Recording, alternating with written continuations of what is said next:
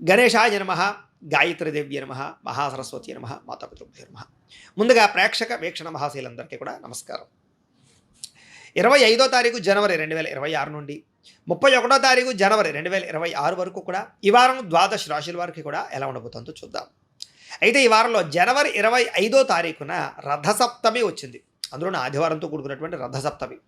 సాధారణంగా ప్రతి ఇంట్లోనూ కూడా ఈ రథసప్తమి రోజు పూజ చేసుకుంటారు. ఆరోగ్యం కోసం, ఐశ్వర్యం కోసం, కోరిన కోరికలు నెరవేరడం కోసం. ముఖ్యంగా ఆరోగ్యమే మహాభాగ్యం.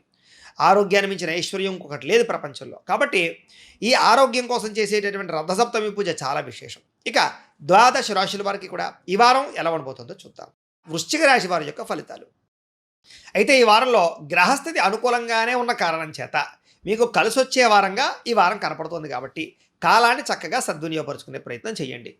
ముఖ్యంగా ఏదైనా సరే భూముల యందు కానీ, గృహాల యందు కానీ, లేదా ఏదైనా వస్తు వాహనాల యందు కానీ ఏదైనా పెట్టుబడులు పెట్టినా, లేదా ఏదైనా నిర్ణయాలు తీసుకున్నా మీకు చాలా బాగా కలిసి వస్తుంది. ముఖ్యంగా కొత్తగా వ్యాపారాలు పెట్టేవారికి ఈ వారం చాలా అద్భుతము, అదృష్టము, తొందరగా సక్సెస్ అవుతారు.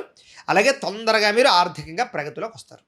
నిరుద్యోగులకు కూడా చాలా అద్భుతమైన ఉద్యోగ అవకాశాలు రావడంతో పాటుగా ఏదైనా ఉద్యోగాలు చేజారిపోయిన ఉంటే మళ్ళా తిరిగి పొందగలిగే పరిస్థితులు కనపడుతున్నాయి. కాబట్టి చక్కగా ప్రయత్నాలు చేసుకోవచ్చు.